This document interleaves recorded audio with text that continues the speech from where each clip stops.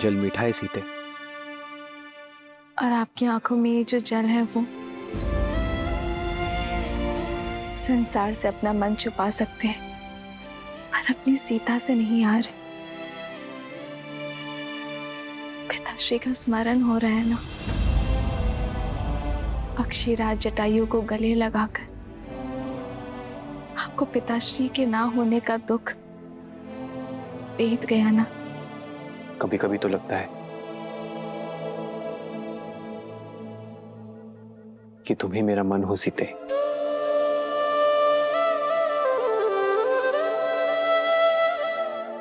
मेरे भीतर के सोच भाव, पीड़ा, आनंद,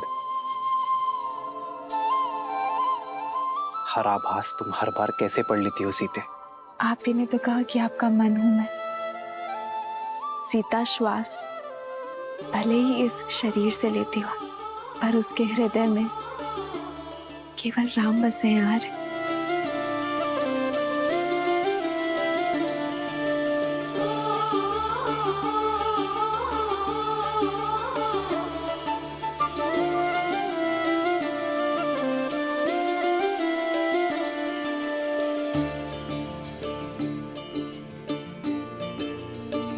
तभी तो इस निर्जन वन में इतने वर्ष तुम्हारे साथ कैसे बीत गए सीता, मुझे ज्ञात ही नहीं चला।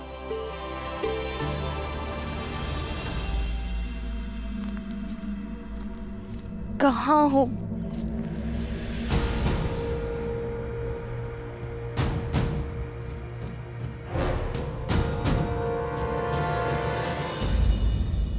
कभी कभी तो ये वनवास वरदान लगता है आज। अयोध्या में होते तो राजकाज में आपको कहाँ समय मिलता कि आप अपनी सीता के बिखरे केश संभाल सके।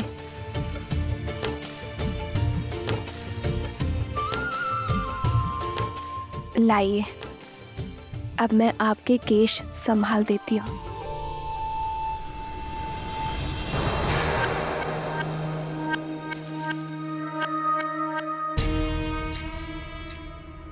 संभाला तो है तुमने मुझे सीते, मेरे संकल्प को संभाला है।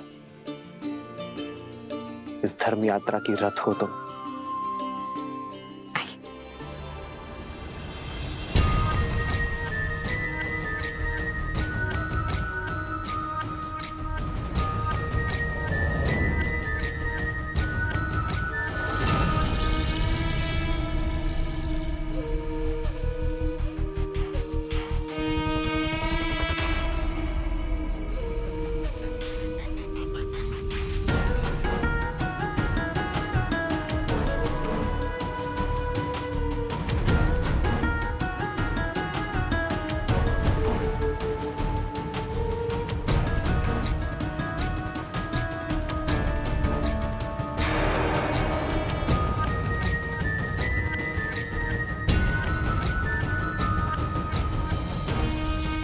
कौन है ये दिव्य पुरुष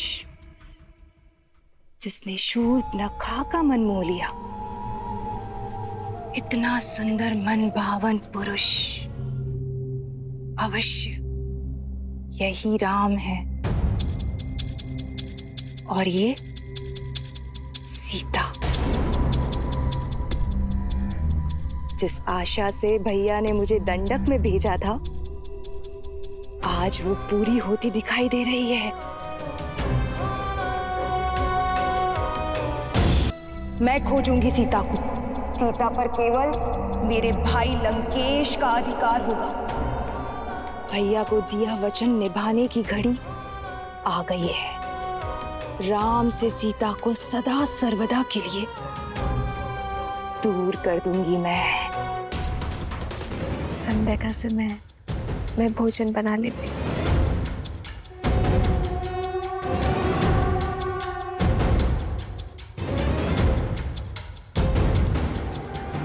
अंततः मेरे योग्य वर की खोज समाप्त हुई।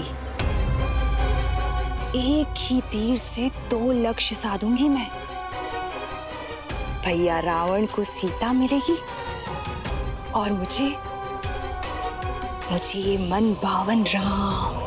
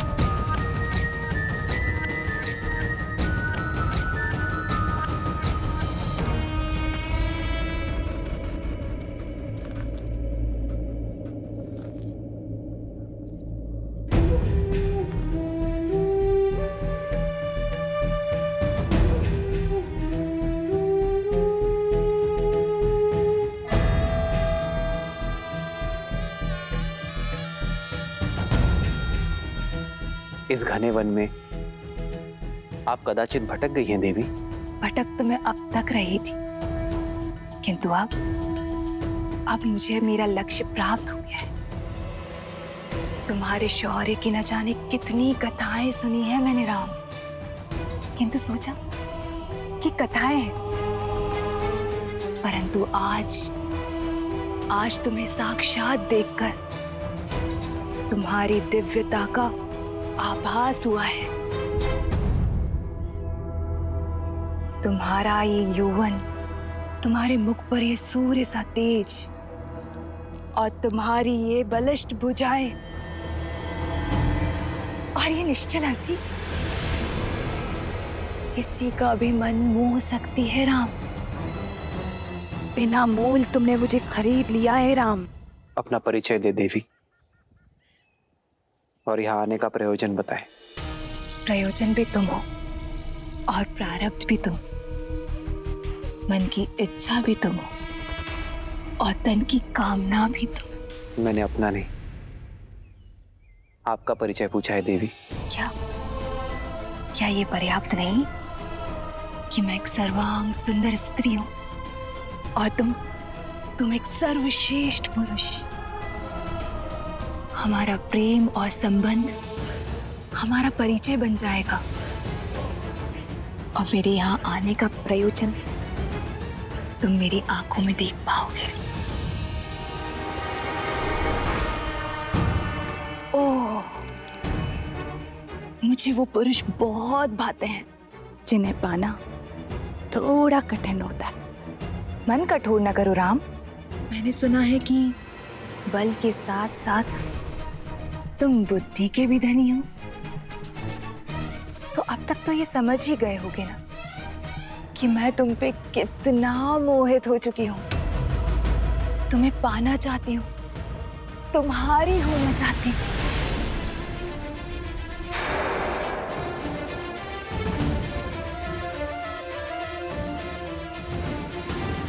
मैं आपके प्रेम का अनादर नहीं करना चाहता, किंतु क्षमा करना, मैं आपके प्रेम का पात्र नहीं बन सकता। ऐसा न कहो राम। वर्षों की प्रतीक्षा के बाद मैंने किसी को स्वयं के योग्य पाया है। क्या कमी है मुझ में? क्यों तुम मुझे अपने योग्य नहीं समझते हो? आप में कोई कमी नहीं है देवी, किंतु मैं विवाहित हूं। अरे आप किससे बात?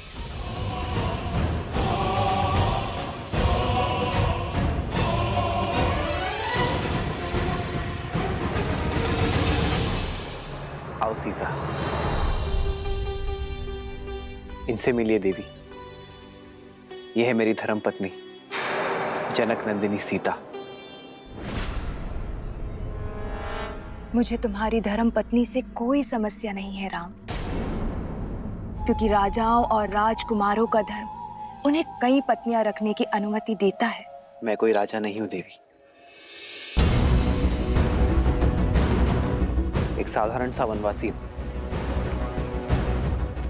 उससे विवाह करके तुम साधारण नहीं रहोगे राम, क्योंकि मैं 10 लोकों के स्वामी लंकापति दशानन रावण की प्रिय बहन शूर्पणखा हूं।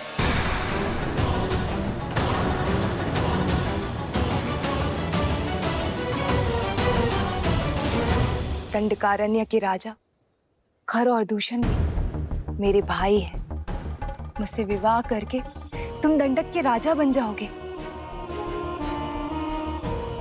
और मैं बनूंगी तुम्हारी महारानी।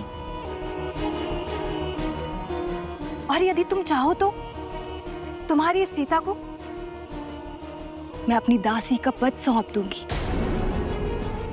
क्षमा करें देवी, मुझे राजपाट पद प्रतिष्ठा से कोई मोह नहीं है, अन्यथा मैं वनवास में नहीं होता। मेरी दशा समझे देवी।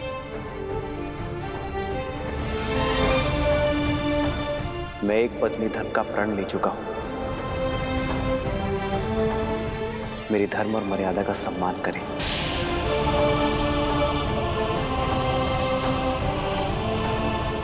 ऋतु स्नान से पवित्र एक स्त्री का प्रेम प्रस्ताव ठुकराना भी तो अधर्म है ना राम? क्या तुम ये पाप करोगे? अंतर है देवी। जीवन के 4 पुरुषार्थ में से धर्म काम से पहले आता है। यदि कोई कर्म धर्म संगत ना हो, धर्म की सीमा में ना हो, तो वो कर्म अधर्म और पाप का कारण बन जाता है। आपके प्रस्ताव में काम है देवी, और मेरी नाम है धर्म है। मैं यहाँ नीति और शास्त्र का पाठ पढ़ने नहीं आई हूँ, मैं तो तुमसे विवाह करने आई हूँ राम। भैया, जल ले आया।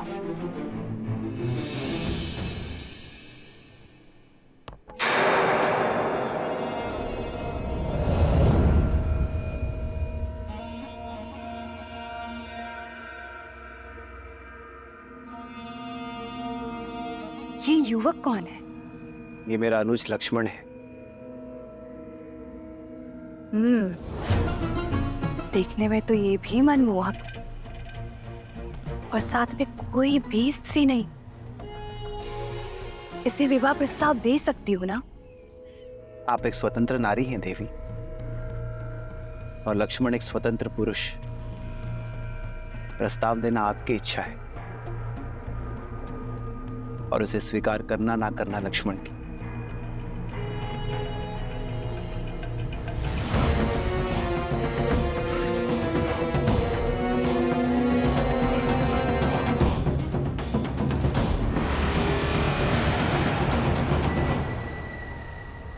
वीर पुरुष, संयोग देखो, एक सुंदर स्त्री की भेंट एक रूपवान पुरुष से हो रही है, और दोनों ही इस वन में अकेले हैं। मेरे पति अब इस दुनिया में नहीं रहे। मेरी पीड़ा का अंत करो, मुझे अपनी संगिनी के रूप में स्वीकार कर लो। मैं तुम्हें असीम प्रेम दूंगी। विचित्र प्रेम है आपका देवी। अभी कुछ ही क्षणों पूर्व आप मेरे बड़े भैया पर मोहित हो रही थी, और अब मेरे पास चली आई। तुम्हारा भाई मूर्ख है, किंतु तुम्हारे मुख पर ही दिखाई देता है कि तुम वास्तविकता को समझते हो। वास्तविकता से तो कदाचित आप अनभिज्ञ हैं देवी। आप महाबली लंकेश की बहन हैं, राजकुमारी हैं, और मैं तो अपने भैया का एक तुच्छ सा दास मात्र हूं। अब मेरी संगिनी बनने का अर्थ होगा कि मेरे भैया और भाभी की दिन रात सेवा करना। अब आप जैसी सुंदर राजकुमारी ऐसा करेंगी, ये तो होगा नहीं, और आपको ऐसा करते देख मैं पाऊंगा नहीं। इसलिए यदि आज्ञा लेनी है तो स्वामी से लीजिए, दास से नहीं।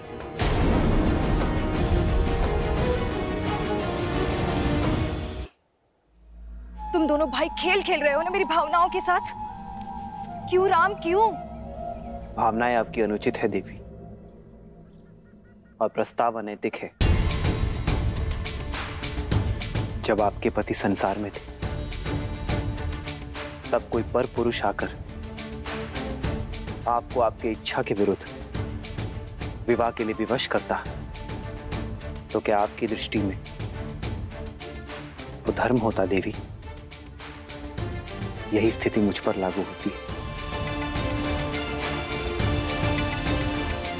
और संबंध प्रेम और समर्पण से बनता है देवी, कामना और छीनने के प्रयास से नहीं। आपके लिए यही श्रेष्ठ होगा कि आप किसी ऐसे व्यक्ति को खोजें जो आपसे प्रेम करे। वही आपको संतोष दे पाएगा देवी।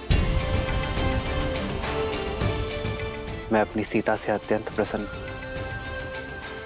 मैं अपनी सीता के अतिरिक्त किसी और से प्रेम कर ही नहीं सकता देवी। इस सीता के कारण ही तुम मुझे त्याग रहे हो राम। क्या है इसमें? एक साधारण सी स्त्री जो कल वृद्ध हो जाएगी, उसका रूप और यौवन सब कुछ खो देगी, किंतु मैं माया की स्वामिनी हूं। मेरा शरीर सदा रूपवान और यौवन से भरा हुआ रहेगा। प्रेम का शरीर और यौवन से कोई संबंध ही नहीं है देवी। प्रेम तो आत्मा से होता है, जो मेरी आत्मा को सीता से। अब समझी, समस्या की जड़ ये सीता ही है ना। इसके कारण ही मेरा प्रस्ताव ठुकरा रहे हो ना तुम। मेरा रूप, मेरा यौवन सब कुछ तुम्हारे लिए व्यर्थ है। इस सीता के कारण ही पहली बार ऐसा हो रहा है कि लंकेश की बहन को वो नहीं मिला जो वो चाहती। तो मैं अब इस समस्या का अंत किए देती हूँ। अपनी पत्नी के प्रेम और पत्नी प्रण की बेड़ी से बंधे हुए हो ना, आज मैं उसको ही खत्म कर देती हूँ। और जब पत्नी ही नहीं रहेगी तो कोई प्रेम, कोई प्रण तुम्हें मेरा होने से नहीं रोक पाएगा।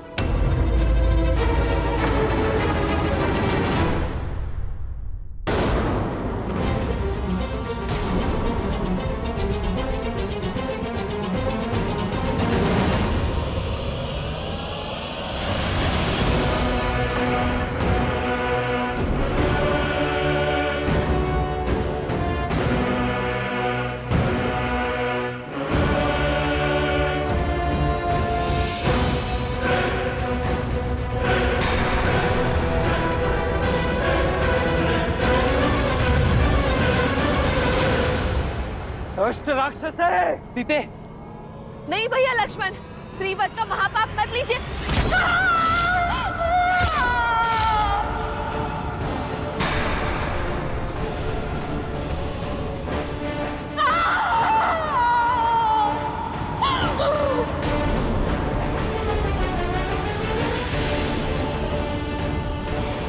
जिस रूप और सौंदर्य के अहंकार में चूर होकर इतने बड़े पाप का दुस्साहस करने जा रही थी, वही अब तुम्हारे जीवन भर का अभिशाप बनेगा।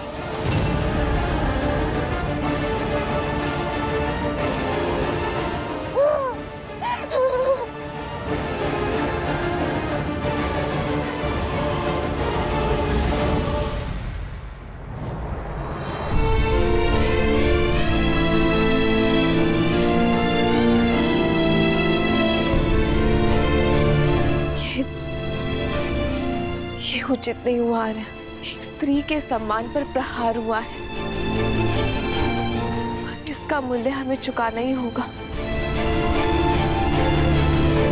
भागवत से पूर्व गुरु विश्वामित्र ने भी कहा था, स्त्री हो या पुरुष, जो कोई भी धर्म की सीमा लांघ दूसरे के कष्ट का कारण बने, उसे दंड तो अवश्य मिलना ही चाहिए। सीता, लक्ष्मण ने जो कुछ भी किया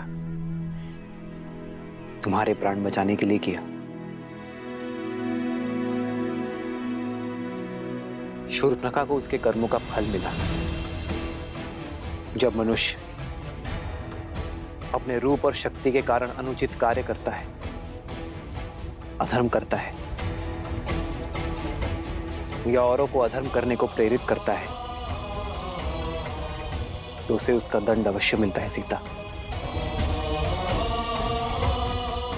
जिस रूप और पद के गर्व के कारण शूर्पणखा ने यह पाप किया,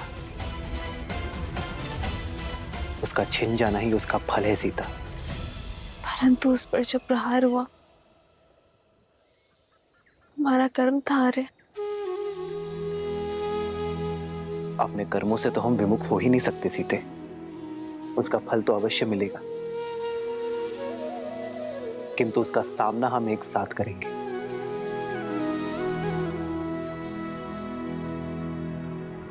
रावण की बहन पर प्रहार हुआ है और अब तो संपूर्ण राक्षस कुल हमसे प्रतिशोध लेने निकलेगा।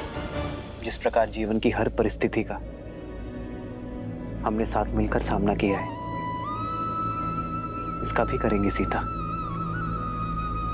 क्योंकि संकट से भयभीत होकर धर्म के पथ को छोड़ देना